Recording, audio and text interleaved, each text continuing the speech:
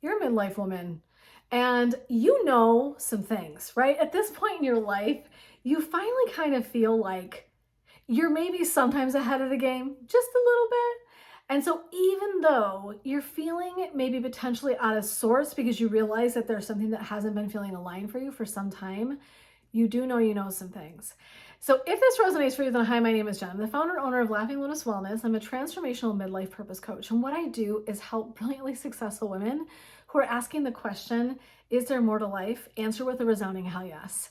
And how I do this, I support you by walking through my layered journey where I help you really get in touch and clear with your purpose as it stands now in this season of your life. And we take a look first at kind of managing the layers of things that might be kind of making things a little more complicated for you, right? In midlife, there's some stuff going on usually. Maybe you're going through financial issues, maybe you're going through divorce, maybe you're going through empty nesting. There's all kinds of things that show up in midlife, right? But here's the beauty. If we can learn to trust your wisdom, you can lean into the fact that you know some things enough to know how to manage things, correct? And so even if you don't have all the answers, you know where to go to find the answers. And that's a really big solution for each of us. So one of the things I did was teach this in my therapy practice. I did over 15,000 hours of psychotherapy with people for years and years and years. And talking about trusting yourself was a pretty powerful and potent conversation to have because so many people lose sight of that when they don't feel good, when they're struggling. This can be kind of one of the spaces where we lose sight of, like, trust in ourselves, that you're built with your wisdom, but also as you grow and evolve, right, you experience so many things in life that make you richer, that you understand something with more depth than I think you do in your 20s and 30s. So what I want to give you is 2 points today, 2 pieces, and then I'm going to ask you to journal. So this month I decided to kind of lean you into doing a little bit of a journal practice. Take it or leave it. You can just think about it, right? So you can just think about it, or you can actually sit down and take like 3 to 5 minutes to write about it. Journaling is a really powerful tool. So it's why I'm like, you know what, this month, I've never asked you all to do this. This month for coaching, we're going to invite you to do just a little bit of journaling. I am really good at journaling when I've got prompts. So hopefully that helps you too. Okay, 1, trusting your wisdom. Since you've lived enough life, you're carrying around intense insight and awareness. And so you want to really lean into trusting that, right?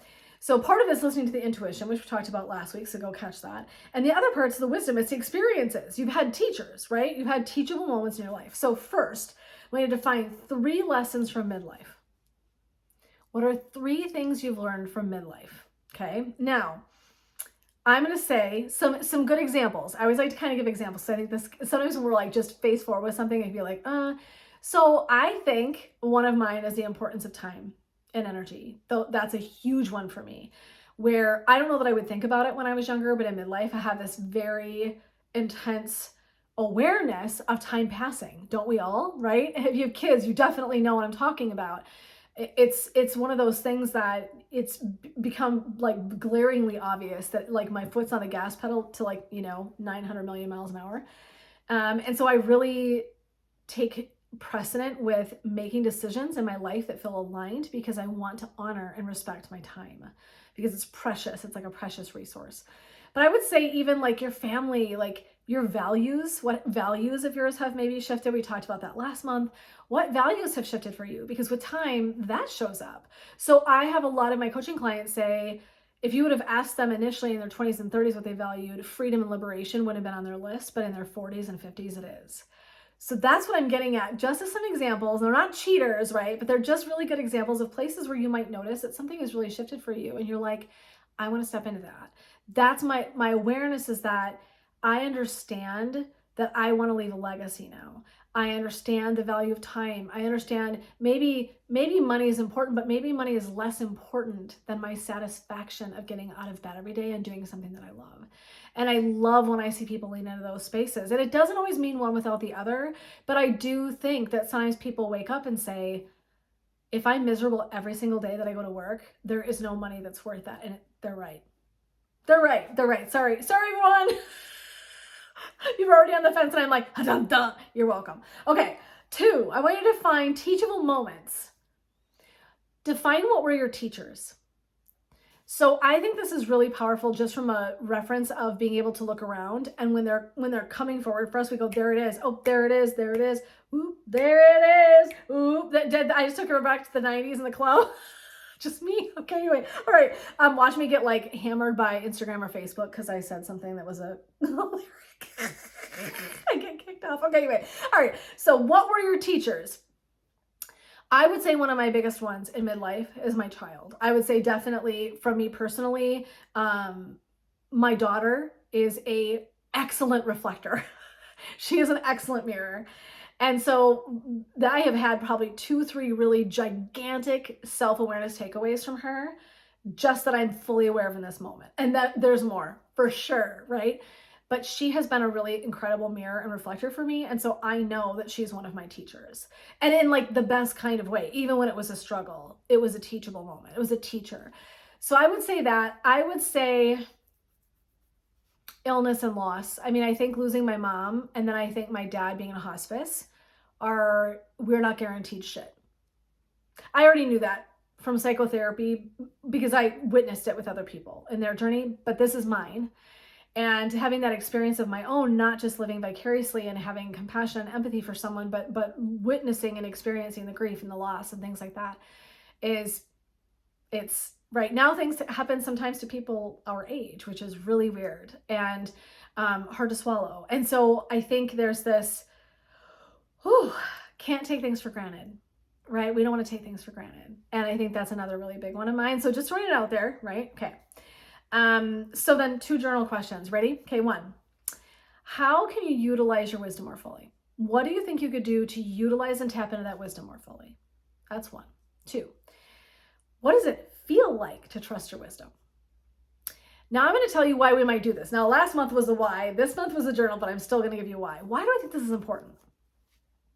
Because I do believe that when we trust wisdom, when we trust that journey, that it's going to show up and we will know what to do. You know, I say this to clients all the time in psychotherapy is like, and if something should happen and your parent's not there, I'm not there to call on the phone, what will you do? I don't know what I'll do. What would be a step? Well, I'd probably call so-and-so. Yep. What else would you do? Well, I'd probably do this. Look at all the solutions you have.